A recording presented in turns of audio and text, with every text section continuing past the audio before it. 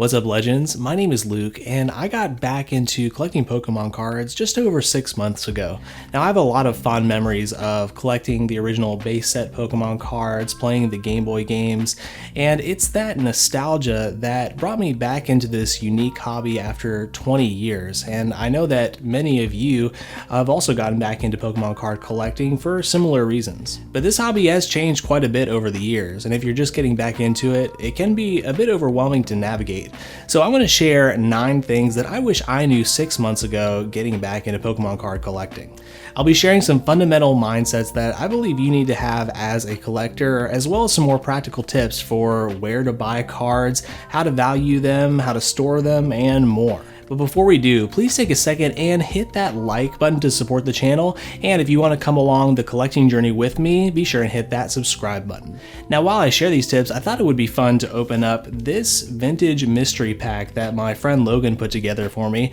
Now, he said that there are some pretty rare stuff in here that I need for my collection, so excited to see what we got here, but let's get into our tips. Now, the first thing I wish I knew is that it's important to have a focus.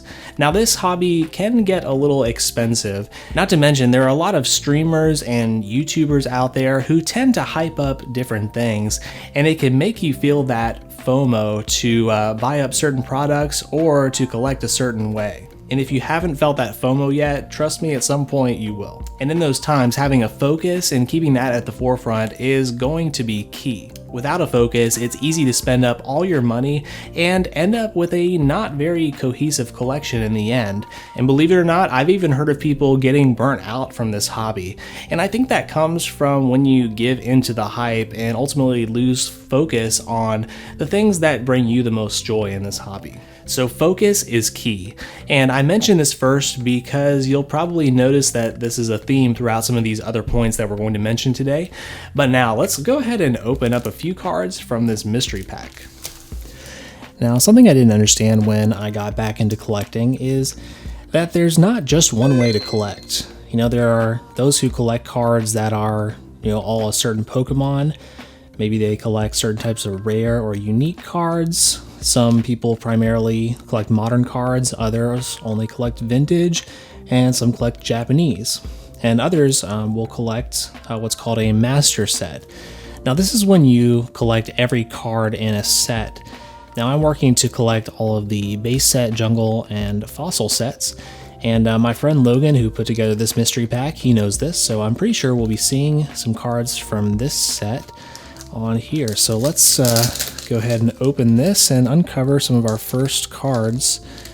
It looks like, first of all, we have our Onyx, and this is actually from the Legendary Collection. Now, each set is marked by a symbol to indicate the set that it's part of, and you can see that here. Again, this is the Legendary Collection. And for more like modern cards, you'll actually usually find it closer to the bottom, like right there. So that's how you know what set it is. And then of course it's also numbered. So this card is one of 110, sorry, 84 of 110.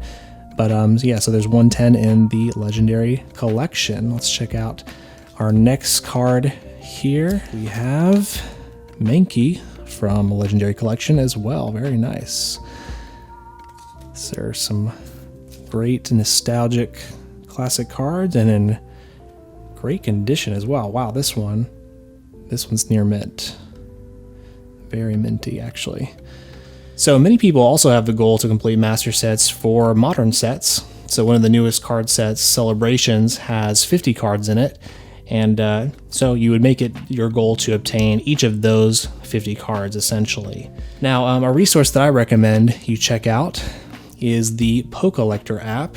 Pull that up here, and this allows you to look up what cards are in each set. So again, Celebrations. Here we can see all of the cards that are in this set. We can actually check off the ones that we own, and here you'll see the ones that I still need, and actually I have that one, so we'll check that off. So yeah, this is a great resource, again, called the Pokelector app. And so another way that people collect is by obtaining graded cards, which I'll talk about that a little bit later. Some people will actually collect sealed product, and this is where you don't even open the product that you buy. You keep it sealed for a long span of time to either display, to sell for a profit in the future, or possibly you want to open it up at a later time when possibly that product is a little bit more hard to find. So as you can see, there are a lot of different ways to collect, and none of these are necessarily better or worse. It's really up for you to decide what you enjoy. And once you've articulated that, again, you want to commit to staying focused to those things. You certainly don't have to choose one of these ways to collect. For instance, I'm working on a few master sets, but I do it for, just certain modern sets, and again, a lot of the vintage sets. And I'm also working to collect all the Dragonite cards because that is my favorite Pokemon. And I will say I do enjoy opening packs, and so I do keep a few of the modern cards that I really enjoy in some additional binders. And so narrowing in your focus is important because you can really start to build a cohesive collection and do so without breaking the bank, because that means you're putting your money into those few things. So let's see what else we've got in here. I love that he's got them all in sleeves here. Ooh, Magmar. Now this is one I did need for my fossil collection. Again, marked by the symbol right there. And it looks like it is 39 of 62. So there's 62 cards in the jungle set. So man, I love this card. Magmar is definitely a top favorite for sure. And yeah, excited to add that to the collection. Next we have Butterfree from Jungle. Nice. Very pretty card. I'm gonna pull this out and check on the condition real quick. See some whitening even on the top of the front there. And yeah, you can see the same thing sort of at the top of the back, but still overall a great condition card. It's probably close to near mint, maybe light play. Awesome. And so I want to just say something that I think is going to help a lot of people out there. Just because you see someone else collecting a certain thing doesn't mean you have to. And I'll give a good example of this. There are a lot of YouTubers out there who collect sealed products. So it can start to make you feel like that's something that you need to do, that you need to have a sealed collection. But for me, I realized that I don't get as much joy from that. And so I'd rather be able to open up packs and open up cards and get to really, hold them in my hand. And again, that's what I really enjoy. But what you enjoy might be different. But as early as you can decide, what kind of collector you are going to be. Now, let's get into the more practical side, which is something that's often difficult to navigate, which is where to buy cards. That's because, unfortunately, there are a lot of scammers in this hobby. So let me give you some idea for where you can buy cards, and possibly even more importantly, where not to buy cards. For the newest modern sets, you can find these products actually at big box retailers such as Walmart, Target, Barnes & Noble, and more. But I recommend you check out some of our Pokemon card hunting videos on this channel to get a better idea of some other retailers that you can search for them. PokemonCenter.com, of course, is the official Pokemon card website, and you can often find these products, closer to release and pre-release, and oftentimes they'll restock different products throughout the year, so you just kind of have to keep an eye on that. And if you're into Japanese cards, it's PokemonCenter-online.com, and that's the official Pokemon card Japan website. eBay is also not a bad place to buy cards, but you have to be very careful on there and have really high standards for the products you're buying and who you're buying it from. I generally recommend that someone have at least over 100 ratings or reviews, and that they have 99% and above for their rating. And of course, on these secondhand websites, you do need to be careful buying loose packs. And that's because they can actually be weighed with a scale to find out which packs have the heavier, more desirable cards in them and which ones don't. So just be mindful of that. Facebook Marketplace can be another great one, especially if you're able to meet up with the person and get to actually evaluate the cards that you're buying, the condition, and if it's actually a real product. And another source that I strongly recommend and I talk about a lot on this channel is the Whatnot app. Now this is basically an app that features live streamed auctions, and you can bid on Pokemon cards and often get some pretty great deals. I get deals on it all the time, and you'll see that in some of these videos. And if you use my link in the description below, you'll actually get a $10 credit towards your first purchase on there, so I definitely recommend you take advantage of that. Some other websites to check out are TCG Player, StockX, and also local card shops and local game stores, or LGSs, can be a great place to get legitimate products. Now they often tend to mark up their products quite a bit, they got to pay their bills, but if you're looking for a particular product and you want to support a local business, that's a great place to buy them. I would say in general, stay away from Amazon. A lot of the products on there have been like repackaged and resealed, so they'll often take out all of the good cards and all the good hits and leave you with all the bulk. And there certainly are a few exceptions, but in general, I would stay away from all other options for now. And that's because it's just too easy nowadays to set up an e-commerce website, run a few Facebook ads, and look legitimate. But a lot of these card shops are still selling resealed products and tampered with products. And so in general, if the price seems too good to be true, it probably is. All right, let's go ahead and uncover another few cards from here. Just got the very slow reveal right here. Looks like we have Golem from Fossil. That's awesome. Man, this is a really cool one. He's like rolling in the magma and the lava. You can see the centering on this is not perfect, a little heavier on the top and this side, but a great condition card. Man, Logan really gave me some good condition cards. That's awesome. And Arbok, very cool. If you didn't know, it's spelled Cobra backwards. Little bit of trivia there. Wow, guys, look at how good that condition is. And this is exactly what I want, because I like all my cards to be light plate and near mint. Next we have Dodrio from Jungle. Another excellent condition card with very minimal whitening there at the top. Followed by Tentacruel. Nice.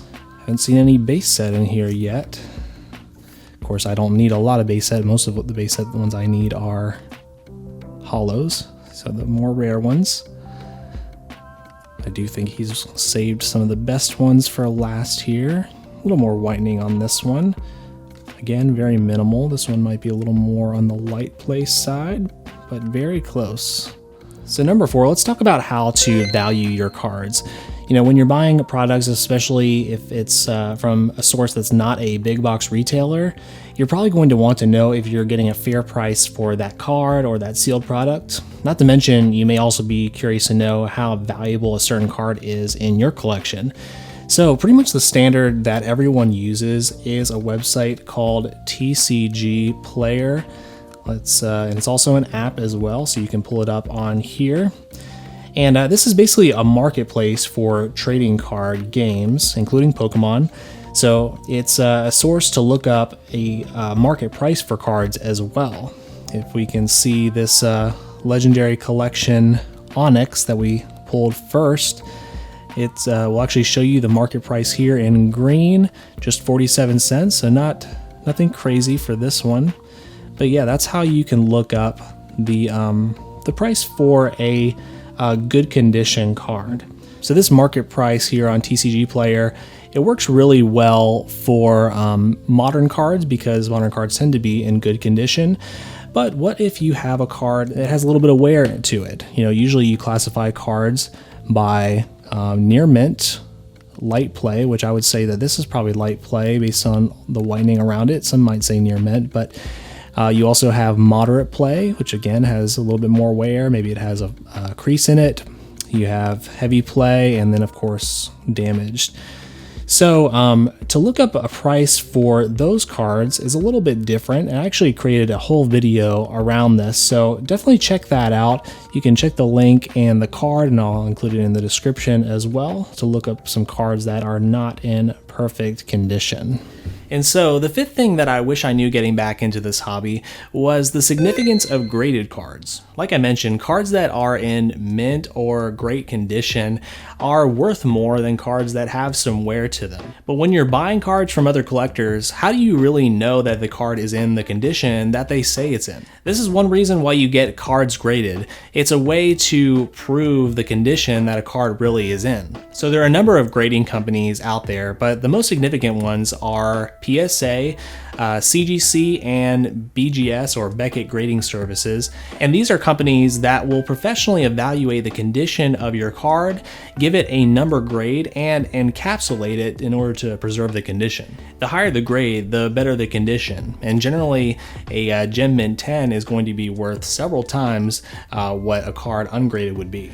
Now, unfortunately, I don't have any graded cards to show you today because, unfortunately, recently, a lot of these companies have increased their prices and their wait times have just been ridiculous. And so it hasn't really been worth it to do it recently. And so with these factors, and even without these factors, there are a few things you want to consider whether it makes sense for you to actually grade your cards or not. I'd say generally it does make sense if, one, you feel like you have a Gem Mint copy of your card and it will significantly increase the value by getting it graded. Two, you just really want to encapsulate it to preserve the condition. Or three, your card, no matter the condition of it, maybe holds some sentimental value to where you like the displayability of an encapsulated graded card. Like I said, there are many different ways to collect, and so grading cards may not be for everyone. And if you don't have a good reason, like one of the ones that I mentioned just a moment ago, it may not be worth your time and money. Now, even if you don't get your cards graded, there are plenty of ways to protect your cards, and you definitely want to always be ready, especially when you're opening packs, with the right tools to protect your cards that you add to your collection. We got Graveler here, and so let me show you a few different ways you can protect your cards. This, again, awesome condition card from the Fossil set. So first of all, we have something called penny sleeves. And now penny sleeves are very cheap, hence the name, and they have kind of a very loose fit. You can see they're very flimsy, and a lot of people use these to protect their cards.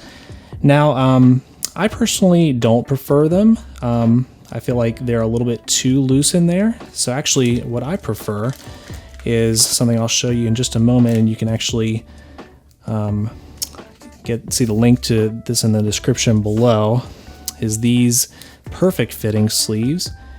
And you'll see as we slide this Sea King from Jungle in there, it fits perfectly. And I enjoy the fit of that. I like to be able to hold it like this. And these are also great for double sleeving, where you usually can put this perfect fit sleeve on, then put a penny sleeve or another type of sleeve over top of it, and then maybe stick it into a top loader or something like that.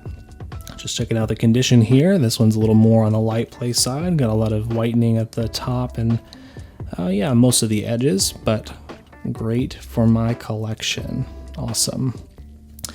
So if you want something that's a little bit more high quality than a penny sleeve, I definitely recommend you check out either Ultra Pro, like this one right here.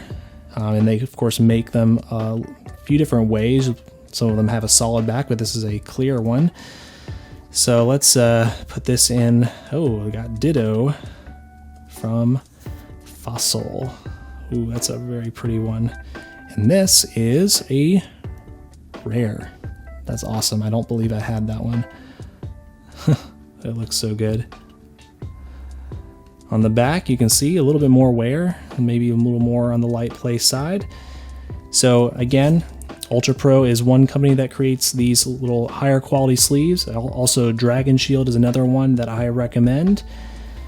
And so those kind of are akin to these ones here, which you often find in an ETB, But honestly, I don't recommend these at all. I feel like they're very cheap. I've seen them rip pretty easily. And also what I don't like about them is that they have a matte finish on the front, and it just makes it hard to see the hollow foil for a nice vintage card. So anyway, use these if you want, because again, if you get an ETB and you can't afford other sleeves, then it's nice that these come with them. But again, I personally prefer the Dragon Shield ones that again are a little bit more sturdy. So yeah, and of course the next way that we're going to talk about that you can protect your cards is with a top loader. Take one of these, you put it in this hard case, and this is what I personally prefer. I guess it's just kind of what I'm used to even from when I was a kid. I put some of my rare cards in top loaders, and that's why you need a top loader to protect it from little falls like that.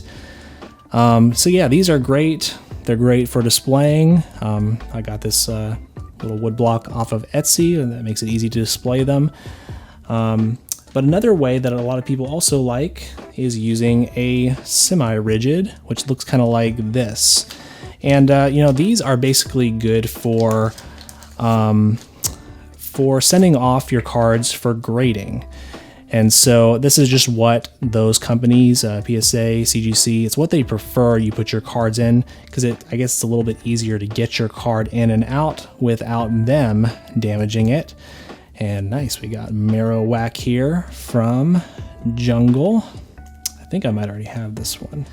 And so you see that these are also ones from ETBs. I actually like the ones that they used to have a little bit better, like from Champion's Path, because they actually have the clear look to them. Nice, look at that. Little baby crease down there, nothing crazy though. The back looks awesome. Little white dot up there, little whitening down there.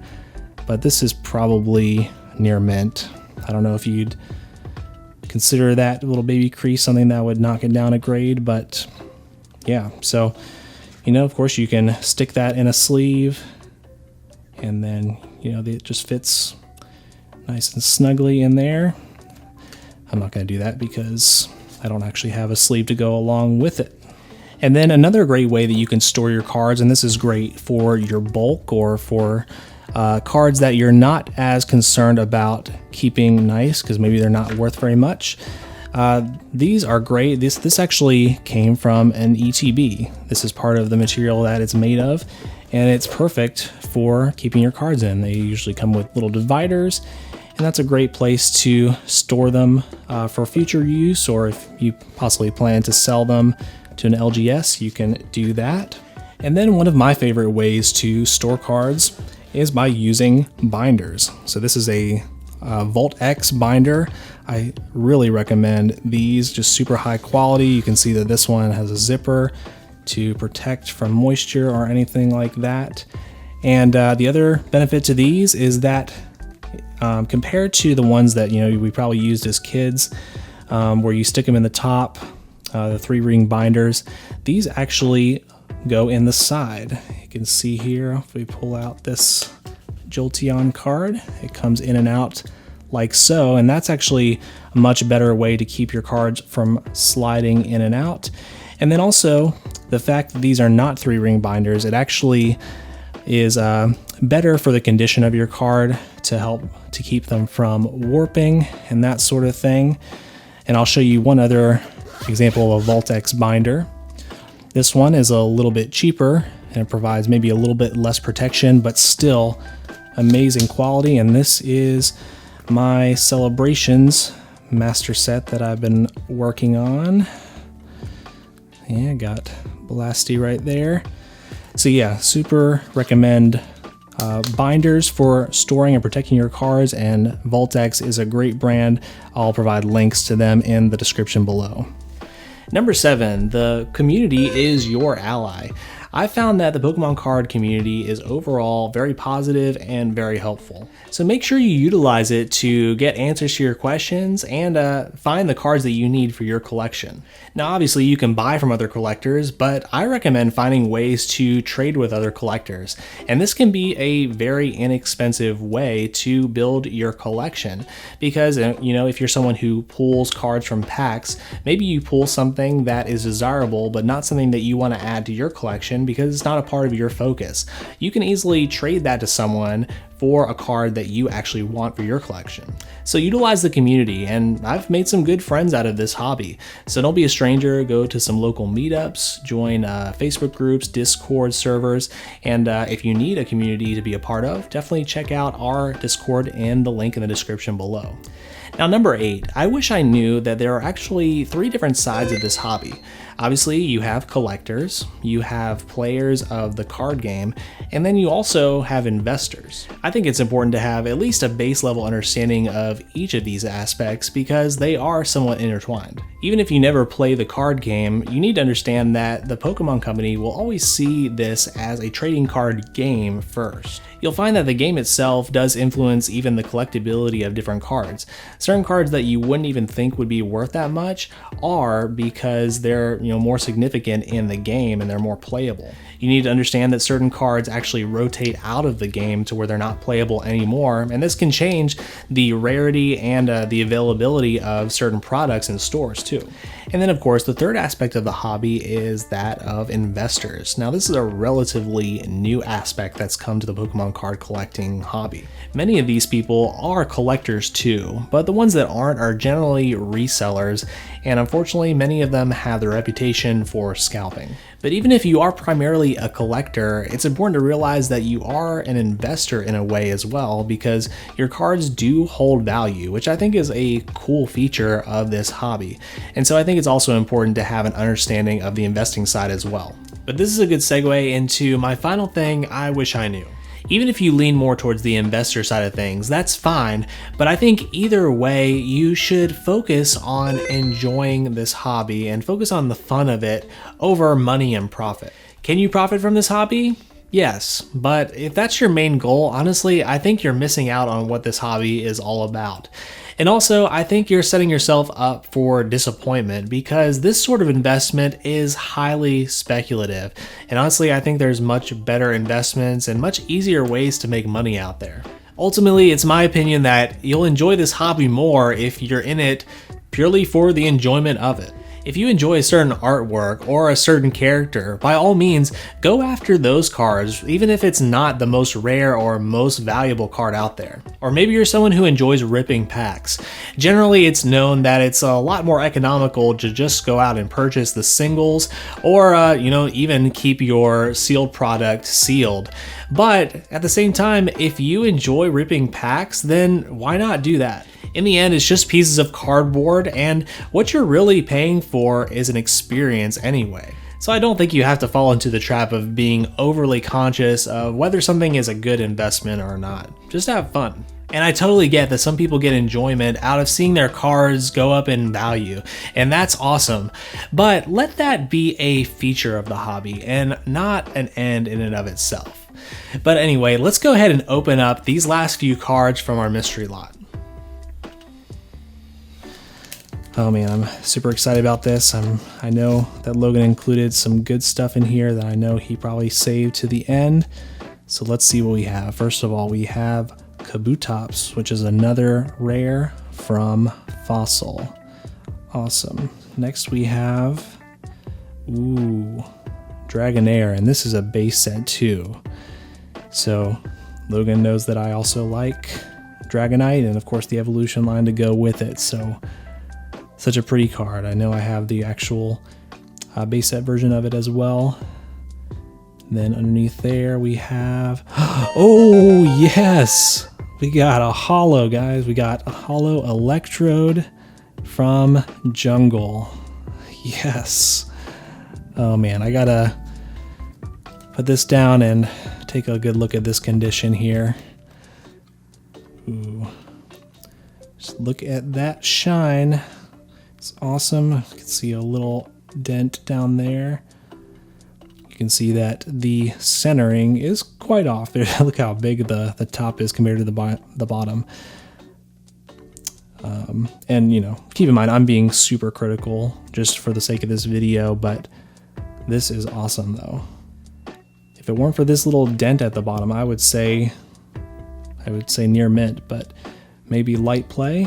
But yeah, I'm super excited to have that. That's awesome. We will definitely stick that back in a sleeve. Keep it nice. Otherwise, I'm a hypocrite. All right, we got a few more cards left in here. Next, we have, ooh, oh my goodness. It's Ninetales, it's the shadowless version. Oh man, that is awesome. All right, let's see what we got here. Logan told me that he was going to include a shadowless, and he did warn me it wasn't going to be in the greatest condition. Oh man, I love this card. This is my very first shadowless holo. Yeah, definitely a little rough on the condition, but probably more along the moderate play side. I do see a little crease there. Oh, there's another crease down at the bottom there. Maybe this is a little bit more heavy play. You'll have to let me know what you think in the comments below if you're a little more apt to recognize that. Definitely some scratches on the holo foil. But man, this holo looks great, and I feel like it almost has a more purplish tint than the base set Unlimited. I could be wrong about that. Just wow. And it looks like we've got maybe one more in here. Yep, and it is a Dratini from Legendary Collection. That's awesome. That one's gonna go in my Dragonite line collection. Have a few pages in my binder that's dedicated to each Pokemon, but especially Dragonite and the Evolution line. Awesome. Thank you so much, Logan. Really appreciate it. And for you guys, I really hope you found these tips helpful. I hope you can learn a little bit from my collecting journey. And I wish you guys well on yours. So I hope you'll also join along on this journey with me by, first of all, checking out one of these videos on screen next for more Pokemon card tips and pack rips. I'm a poet and I didn't even know it. And also subscribe so you don't miss any videos in the future and to support the channel. And lastly, I just want to let you know that no matter what you've done in your past, God loves you and He has an awesome plan for your life. I'll catch you next time.